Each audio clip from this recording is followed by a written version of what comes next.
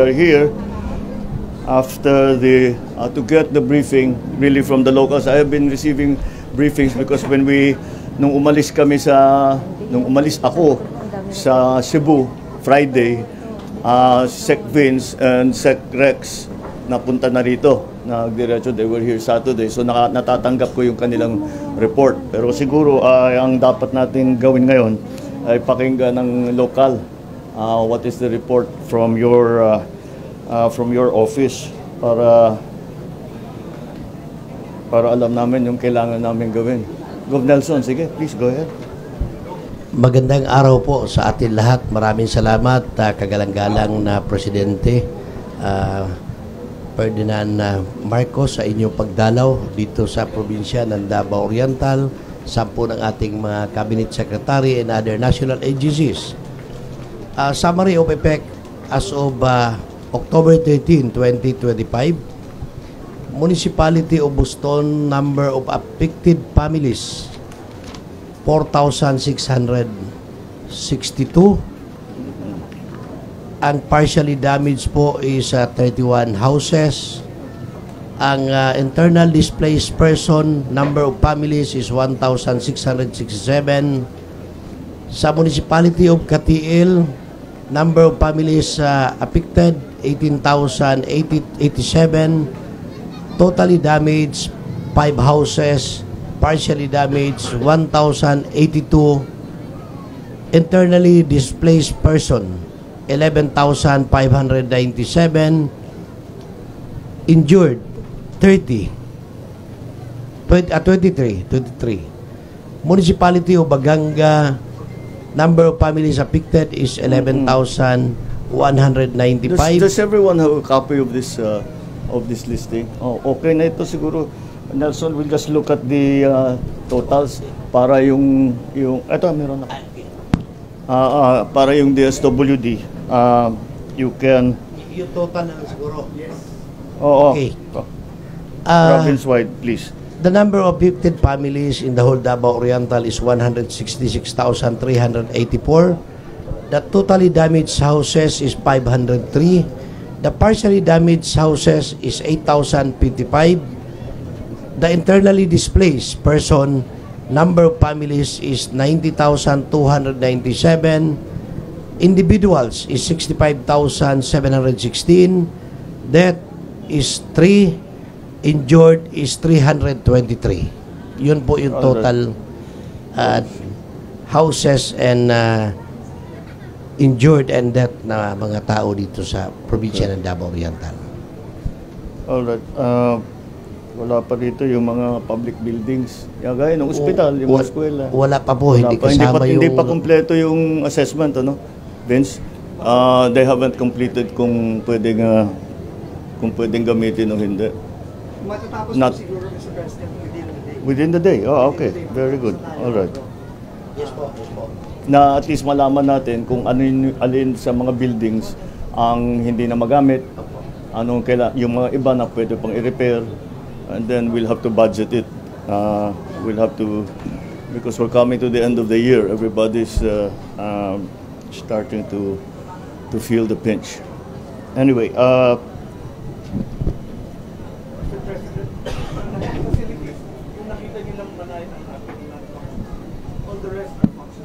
I see. So, our health facilities intact except the one you visited. Yun lang ang kailangan nating, yun ang non-functional. Pero nagawa ng solusyon ni Yusek Murillo, meron kaming non-functional na super health center sa Manay.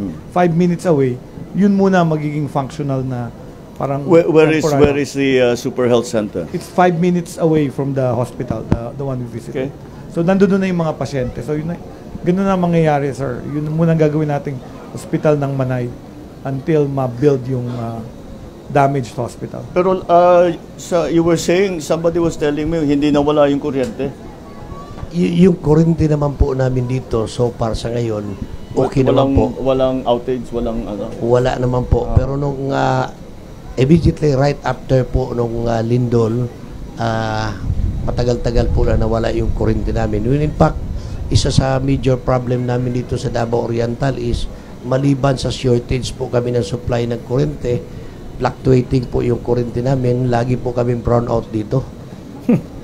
That's another problem that we will have to solve. Pero kung ano yung supply ninyo, naibalik naman. Naibalik na po, Naibalik naman. All right, so let's I presume Rex, I presume that these numbers are pretty much because these shouldn't increase anymore. Sir, because all the people who have been evacuated have been counted. You know? Yes, sir. Yeah. Sir, working with the local government, we've already released 36,000 family food packs. Yeah. Yan ho yung standard operating procedure natin. Ang tansya ho namin, may mga kumukuha pa, will probably round off close to 50,000. So we have enough in the region. Before the earthquake struck, we had like 100,000. Within the region. In the region. And then kumukuha rin ho tayo sa Cebu. sa Caraga. Caraga. Malapit rin ho sila. So meron rin tayong 200,000 doon. Okay. So mas malapit ho kasi yung iba sa Caraga eh. So doon na rin ho kami kumukuha. But we have more than enough food supplies, sir. And then the partially and totally damaged, sabi ko na lang ho sa mga governor and mayors, kokolate na lang namin so that we can prepare the cash assistance na ho, sir. But these are not the damage to the houses, partially and total, are not, this number is not yet complete. Sir, hindi pa ho eh. Nag-usap kami nila As of governor. now, hindi pa ho. Ongoing pa rin yung assessment po. Ongoing pa yung assessment. Kasi ibang lindol eh. Kung minsan nasa loob, hindi mo nakikita yung damage na nasa loob. Sir, like sa Cebu, Kailangan maging maingat. sa Cebu ngayon lang nila ibibigay yung totally and partially na total nila eh. Talagang Total inisa-isa ho, tapos validate. So it's been a week and a half na since that earthquake. Yeah. Ngayon lang ho Well, talaga I pumasok. hope na because it's not so densely populated as it is in Cebu. Bogo and then surrounding towns. I hope that doesn't that should not be too much. But in any case, we already know Yes, sir. what is the numbers that we need to supply To for feed, relief goods. Yes, sir. And then I saw the kitchen. Yes. All of these Nakaset up na ho siya. nakaset up na. All right. Yung mga ito halimbawa 503 ang totally damaged homes. Yan talaga hindi pwedeng balikan pa ng mga nakatira doon. Kaya maglalagay doon yung naging solution namin sa Cebu was tent city. Pero meron tayong mas bagong sistema. Pakita mo yung Ito po yung picture, no? drawing. Modular box houses. Ganyan na. Para kasi pumasok ako doon sa tent, ang init-init eh. Tsaka kaya nasa labas silang lahat. So we will put 150 units. Ito. 150 units po ang Where is the ready. location? 50 here and 50 for each LGUs na nag-request na po. 150 total. All right. So kailan mag-start? We'll start on Friday to install. Then hopefully by Monday, people can start coming in these Okay. modular houses. Mabilis lang. Pero sa ngayon, dito pagtsagaan na muna natin itong tent. Pero a few days lang naman. Basta't we'll be here always for providing naman sa lahat ng pangangailangan. What are you doing here? For example, again, I always worry about toilet facility. I worry about disease. Yeah. What do you do here? Where do people go to the bathroom dito? Sir, for wash facilities, usually sa camp management, DSWD, but we also watch the toilet facilities, usually portalet, pero kinukulang na raw sila. So, Kulang na common yan. Ang problema sa camp, they're all common use. Siguro, isa lang ang nakuha sa tagum pa. Oo. Tapos ang problema natin, Ubus lahat ng portalet. nagpadala na rin kami ng truck of yung sa water kasi yung supply ng water parang naging problem. But diba? again, the portalet lang talaga ang pwedeng gamitin for now. But siguro pag naitayo na yan, ano bang tawag natin dyan? Modular shelter. Modular shelter units. Okay, modular shelter units. Okay, the modular pag natayo na yan, may kasama yan na toilet facilities, water supply, electrical supply, common kitchen, yung para talaga kumpleto naman ng sa pangangailangan ng nandoon. So we will wait for the collating of the information para dito sa buildings, especially public and private buildings also, because we will still have to have a look at that. In any case, okay. So can we hear now from the Admin Cabreros? of the OCD on his report. We can get a full report.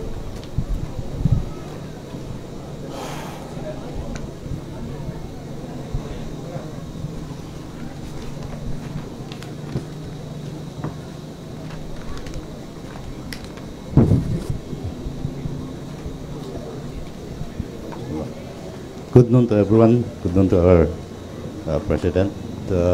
For the consolidated report of with regards to the 7.4 earthquake and 6.8 earthquake, which they call it doublet, we have recorded that 331 barangays were affected with 132,000 families with 520,000 individuals. And due to the tsunami warning, there were preemptive evacuation conducted, wherein there were 2,725 families were evacuated. Likewise, as of immediately after the aftermath of the earthquake, we have recorded 18. Sorry. I cannot see. 18 evacuation centers established with 2,000 evacuees inside the evacuation centers, and there are also 52 outside evacuation centers with 192 persons, 192,000 persons outside the evacuation centers.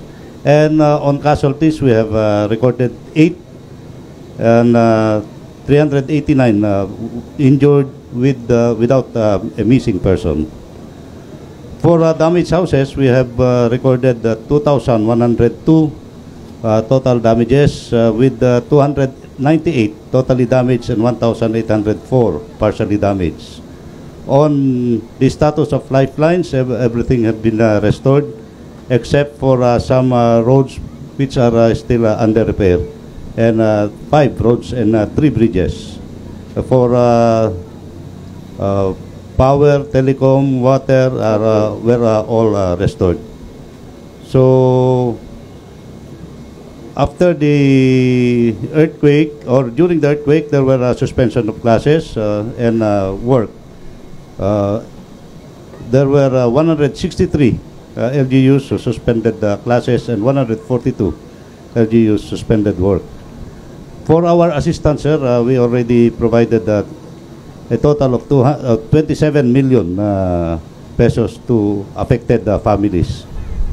Likewise, the DSWD already provided 26,539,962 pesos worth of food and non-food items, benefiting 24,358 families. For our search and rescue and retrieval, the AFP and other uniform personnel have deployed 1,819 personnel in using 194 assets during the evacuation of the families and affected areas. And for the DOH, they have deployed medical and assessment teams in different areas, particularly in addressing the psychosocial effects of the earthquake. So that's the gathered information, and we are still gathering more information, particularly on the damaged houses. Well, the infrastructure is still going to be is still not complete. Although the evacuees, the number is, I'm pretty confident that that's already a good working number that we have. All right. So looking at the report from OCD, so we will have to be we will need to be providing for the total evacuees for all of the in and out of the evacuation centers. Yeah, which is our usual practice, which comes up to about 211.63. 250,000. Is that about right? Yes, sir. Altogether? Yeah. Okay. So we'll deploy kitchens and the usual thing. Yeah. How do we get the hot food to people who are outside of the evacuation center? Or do we? Or Sir, hindi yun na? food packs talaga ho Food yun. pack talaga. Food packs yun. Well, as long as we can provide cash assistance, Yes, sir. they're probably staying with their Relatives, friend, neighbor, so- relative, yeah. So they can cook. Yes, sir. So yung pagkain na lang. So anyway, all right. So okay. Yes, that's the one. All right. So for all the local executives, ito lang, this is what we have decided to provide. This is what we think. Sorry, it's not what we decided to provide.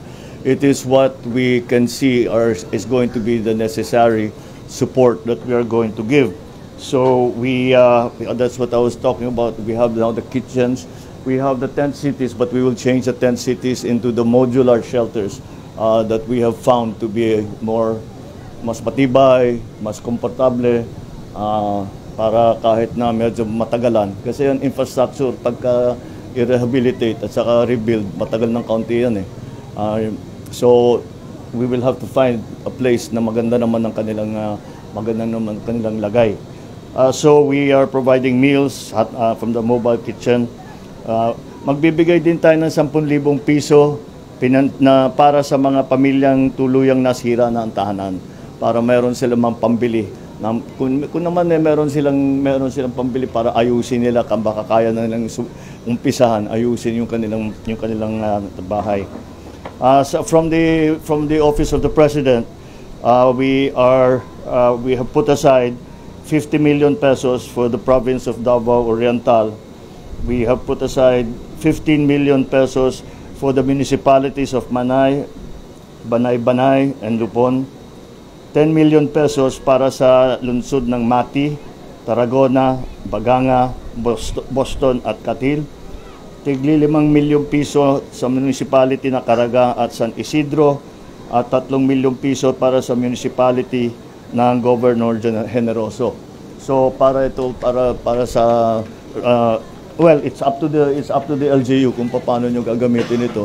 Yung iba ginagamit para pang-augment doon sa ginagawa ng DSWD. But the reason na binibigay namin itong pondo sa inyo, dahil as a former governor, I know that lahat ng bawat lugar may kaibahan sa pangangailangan.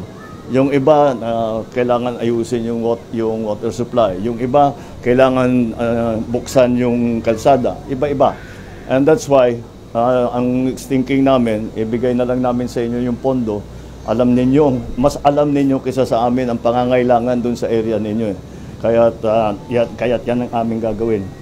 At sa mga ibang apektadong LGU, meron naman tayong 20 million pesos para sa probinsya ng Agusan del Sur, 15 million para sa Davao de Oro, Davao del Norte, Davao Occidental, Davao City, Agusan del Norte, Surigao del Norte, Surigao del Sur at Dinagat Islands. At may tulong pa rin kami para sa mga ibang apektado ng LGU. And again, the Office of the President will give 150,000 for each family that has lost completely, yung talagang nasira ang kanilang tirahan. And I have nag-instruct na ako sa DBM na maglabas ng LGSF, local, yung ating LGSF na para sa mga probinsya na naapektuhan ng lindol. Kasabay pa nito ay magtatayo ang DSUD ng housing, yung ipinakita natin na modular shelter. Yun ang ipapalit natin dito sa Tent City. And this is going to be under, may program ang DSUD talaga para dito, Integrated Disaster Shelter Assistance Program, yung IDSAP na tinatawag nila. Yan ang kanilang gagawing trabaho para dito sa area ninyo. Yung napuntahan namin doon sa sa hospital, well, tinitignan pa natin. Yung high school, medyo may plano na tayo sa Manay High School. May plano na tayo para kung ano yung, well, yung nakita natin building, yung sarap, wala na, hindi na talaga pwede. So, maglagay tayo ng isa pa sa likod.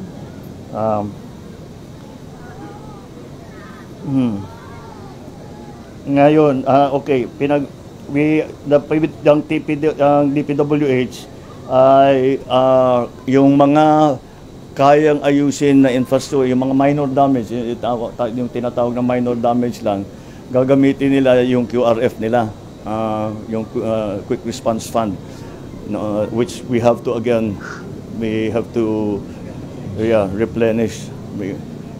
So, but anyway, that's what, yun ang mga ating gagawin. 150 modular housing units, ayan, napag-usapan na natin. At magdadala rin ang DSUD ng 5 milyong pisong halaga ng raw material. Para hindi na ito yung trapal, yung talagang 2x2 na mga martilyo, mga pako, para maumpisahan na. Tapos magagamit yung tulong ng DSWD, yung kanilang hawak na cash, para meron kung ano yung kanilang pangangailangan. Kasi ang ano namin dyan, pagka na-displace ang tao, iba-ibang, tama, nakakatiyak tayo na may pagkain man sila, may tubig sila. So, may shelter sila. Pero bawat pamilya have the different needs. Kung may sanggol, may siyempre yung kailangan yung gatas, yung kung ano yung mga diaper, kung may matanda, yung maintenance na gamot. Yeah, that brings me again to the medicine supply. We don't have a problem. We could actually supply them with lots of medicines. Ang ating regional director na dito, si Director Gamolo. So we've actually supplied the necessary essential medicines and supplies. Nakita ko yung listahan and report sa akin at yung truck ng mga gamot na dinistribute dito sa mga evacuation center. May medical doctors din tayo dyan sa mga evacuation center. At saka yung mga teams natin, yung mga teams natin dito sa mga evac centers, di ba? Yes. I suppose if you're going to have 50 units in 3 different places, pwede nang more or less semi-permanent na yung medical team doon. Maiiwan na sila doon hanggang yes, put up a small clinic there. Usually one clinic per group of families. Yeah. Ganun po ang setup. Okay.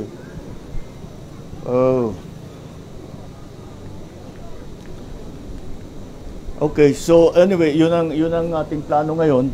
Ngayon, yan ang plano ng national government. Kaya magsabi sa amin, ano pa ang hindi ko nabanggit na palagay ninyo kailangan dito? Ang problema po namin, meron kaming mga municipal building, mga evacuation center na totally damaged. So yun po yung hindi namin naisali sa listahan dahil inuna po namin yung mga tao na masiguro na mailagay yung pangalan nila sa listahan po. Alright, pero umaasa kami sa mayors The mayors, yung mga mayor ang gagawa ng mga listahan ng mga dapat tulungan. So doon namin babasihan yung pag-distribute ng mga relief goods, kung anong mga assistance na kailangan. Oo. So, yun talaga yung buildings kasi pag lindol, infrastructure damage talaga ang problema. Hinahanap ko nga dito yung agri. Walang agri damage. So, mabuti na lang. At least, that's a blessing. Yung school pati, no?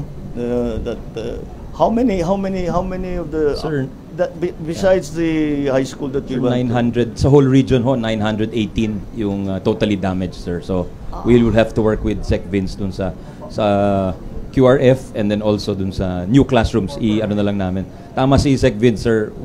If we can build, mas malaki na yung i-construct kaysa nun na sa nasira. Para anticipatory na rin yung parang build back better, sir. Yun ang napag-usapan namin. Kasi pagka gumagawa tayo ng evacuation center, ng eskwela, meron dyan standard design. Sabi ko kay Sec Vince, pag-aralan nila, alam naman natin kung saan banda yung lindol, kung nasaan yung fault line. Diyan magkakalindol. So yung mga area na ganun, dapat pag-isipan natin na medyo mas matibay-tibay para pagkaganto ay hindi naman masira. Pati na rin sa mga eskwelahan, yung mga madalas daanan, pati na yung sa typhoon, yung madalas daanan ng bagyo, kayo hindi nyo problema yan. Pero sa ibang lugar, yung madalas daanan ng bagyo, ganun na rin. We have to keep that in mind na these are